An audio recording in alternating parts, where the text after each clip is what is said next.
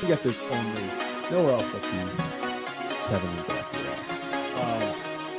Kevin, I'm not gonna lie.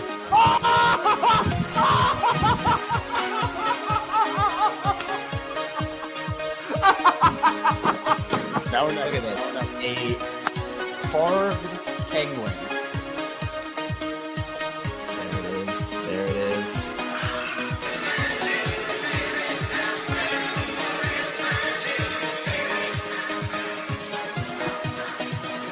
Oh no. Are the O's fine? Are the Orioles fine, Kevin? It's so embarrassing. I'm so embarrassed. Okay. The Orioles stole it. That game was stolen. It was stolen from them, then they stole it right back. What? Oh my God.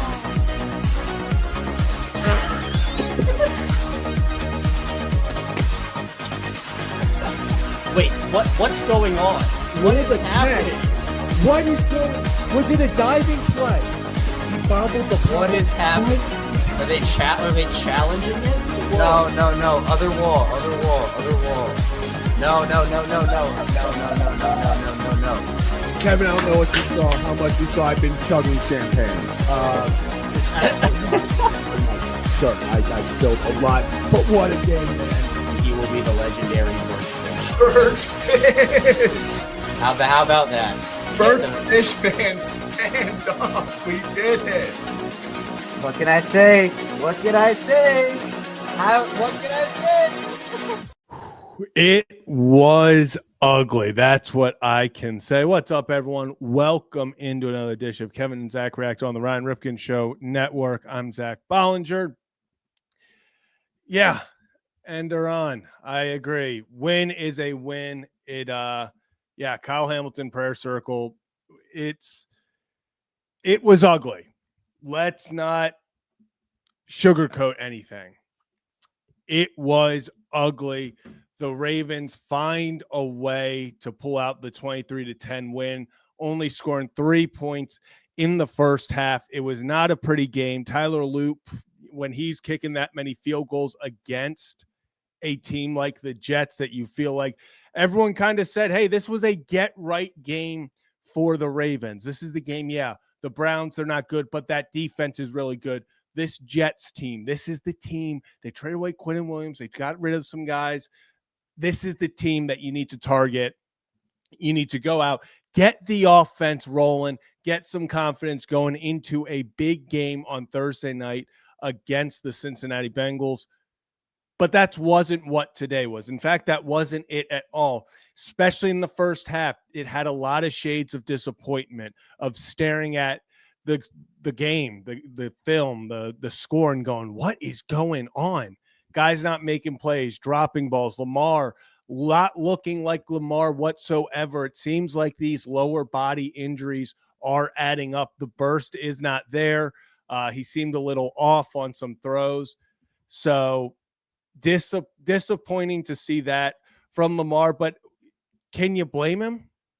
Can you blame him? He's had to deal with this horrible offensive line. I think he's already been sacked more times this year than he was last year.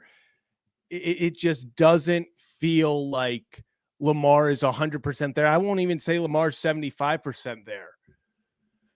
Some plays where it looked like Lamar easily, he gets a first down on the outside or he makes a guy miss. He just didn't have the same movement. He seemed less confident in himself than he usually was. And that was disappointing to see. But that's what happens when you put a bad offensive line in front of them. And we saw that more again today. Guys getting pressure. Running game couldn't really get started until the end of the game, the fourth quarter. But overall, a pretty disappointing game.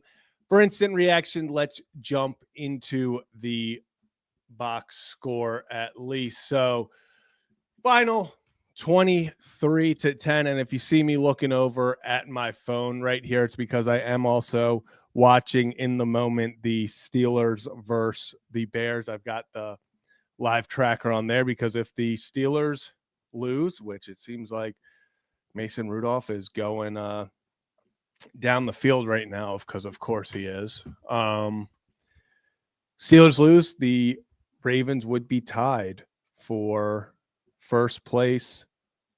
So let's see what happens. But back to this, back to the reason we're here. So Ravens get outgained by the Jets in total yards. They get outgained by the Jets in passing yards. Rushing yards, they do end up breaking away at the end. And then yards per play, the Jets technically have the advantage.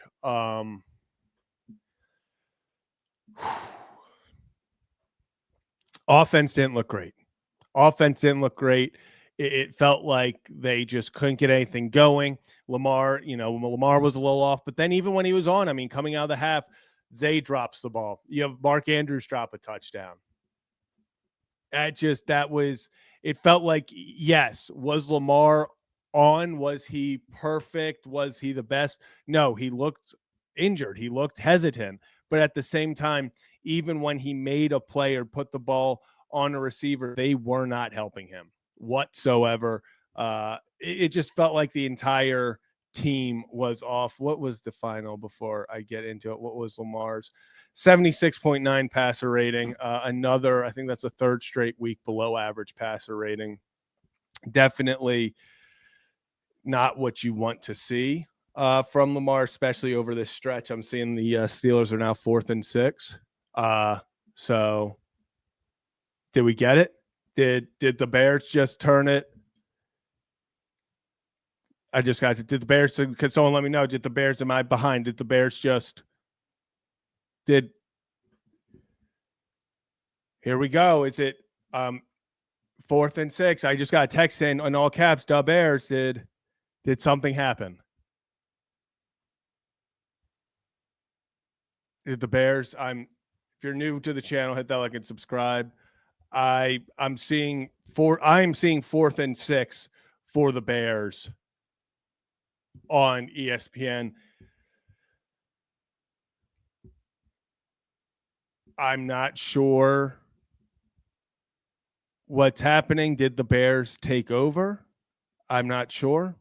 Stop them.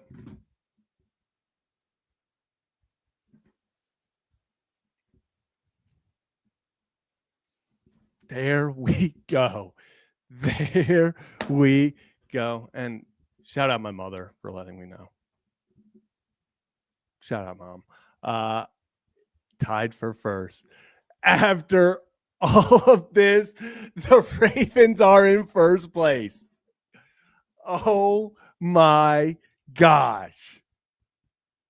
Oh my gosh. They are not playing well. They are not playing at their peak. They have been playing ugly football. They started 1-5 and it looked like it was over. But oh my gosh. The Ravens are about to be, I guess they're going to probably give the upper edge to the Steelers. But at the moment, I mean, the Ravens are going to be tied for first place at 6-5. Oh my gosh. Wow. Holy crap. This team, this was an ugly win. This was another ugly win. They have not looked good for 3 straight weeks. It feels like they've escaped with wins against bad teams, against the Vikings, against the Browns, and then against the Jets. But you play who you play who you got. Yeah, shout out Snoop Huntley, because that game will look bad. But oh my goodness. They did it. The Ravens are back in first. I see. Oh crap! Are the Chiefs about to take the game as well? Yes. Is it? I'm not gonna lie, guys. Hand up. I get so confused with tiebreakers. Is division record or conference record first? I don't remember. So it is. All right. Would you look at that? Would you look at that, baby? Wow. Let's.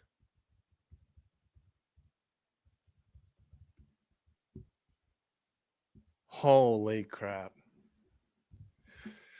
Come on, baby. Fire me up. God, they needed that. Gosh. And now I see the Colts. Oh, it's 4th and 7. They're going to kick it, I'm assuming, to go to overtime. Dang. I mean, that's what I'm talking about. The once it gets updated. Can we get the updated standings from these? But while I wait for that, let's go through. Actually, we talked about this. Let's go over our player stats. Lamar Jackson, like I said, not his best game. 13 of 23, 153 yards, only 1 sack, which was, that was nice to see, especially after recently. It feels like he was getting hit on every single play. Still took a lot of hits, still had to get out of the pocket a lot more than you'd want to see because of the pass rush. But only takes 1 sack, a 76.9 passer rating, like I said. It was not his best game. It feels like the entire offense has really been off over the past few weeks. Really, since Lamar came back, it just feels like they're trying to get it going again. Ever since the Bills game, to be honest. Derrick Henry, 64 yards on 21 carries, 2 touchdowns. They finally got in the end zone with Henry. It felt like it had been forever. 2 rushes, 11 yards from Zay. Lamar, 7 carries for 11 yards, not his best output. Keaton, 2 carries for 10 yards. That was that one that was taken back. That sucked. I thought Keaton was going to house that one. I really thought Keaton was going to house that one. I would love for ESPN to update the standings so I can post about it, but they're taking a little long to give the Steelers that loss. I'm just going to say it. They are taking a little long to give the Steelers that loss. And yeah, that was a real shame. That was a real shame. I was really hoping that they. Oh, is Flacco running it for the Bengals right now? Just saw Flacco throw a dime.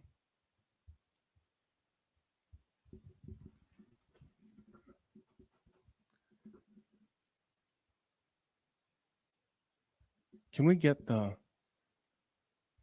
standings updated? All right, there it is. There it is, baby. The Baltimore Ravens are in first place. Wow.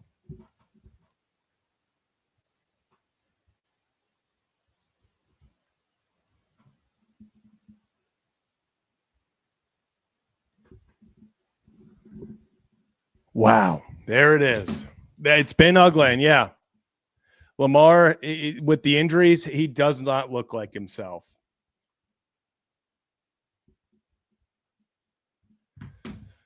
But they have found ways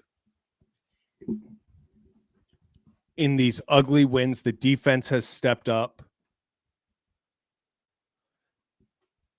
Say what you want, Marlon. I've hated on him this year. He hasn't looked the best at times. Marlon with one of the biggest plays of the season, stripping that ball. That was massive. That changed the dynamic of the entire game, because if the Jets score there, it's a 3-point game coming down the stretch.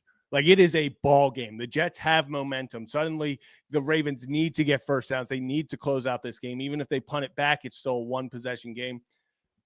Massive, massive, massive play there by Marlon. Receiving, let's go down here. You have Zay Flowers, 5 receptions, 58 yards. He was doing Zay things, had the 1 drop, which was very disappointing.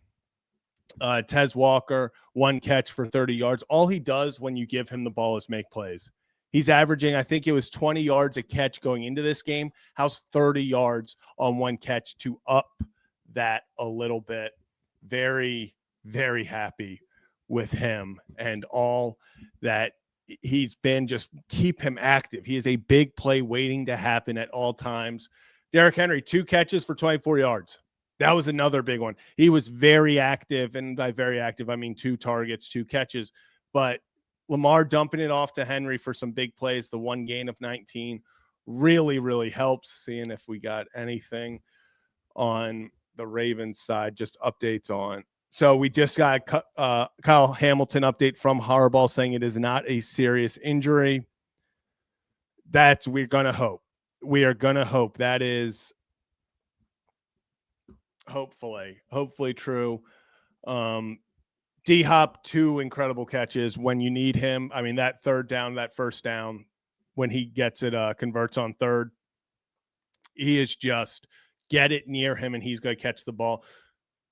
Was so upset that they weren't able to connect with him on that in and out, the stop and go. That would have been his 1,000th career catch, would have been an incredible touchdown. Seen a lot of people talk about, did Gibbs do something? I'm seeing a lot of people talking about Gibbs right now. What did he just? 69-yard touchdown run. Yeah, that'll help. Yeah, that will all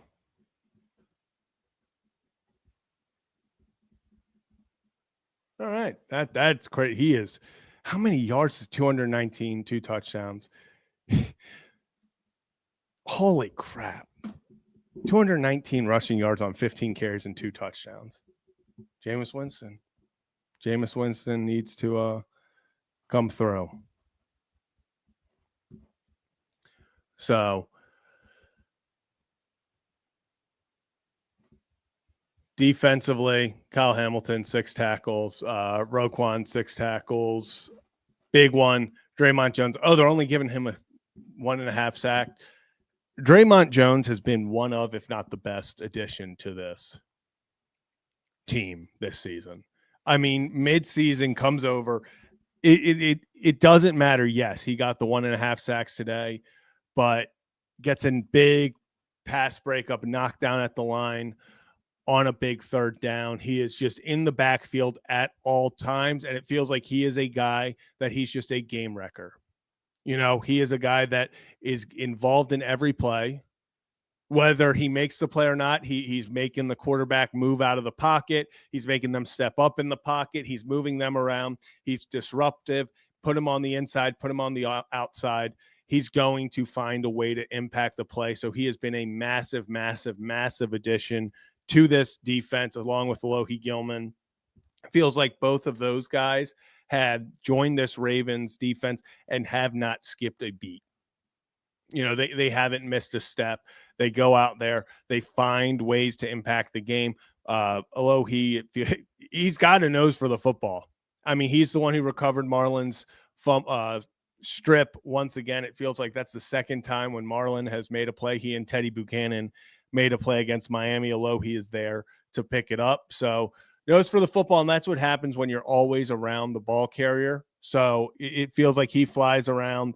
He does what you need him to do and what they were looking for from a guy like him. When you added him, you gave up Odafe to get him. You were kind of saying, okay, we expect this guy to come in here, allow Kyle Hamilton to play all over the field. Like I said, we got an update from Harbaugh saying it doesn't look like a serious injury. Hopefully that's true.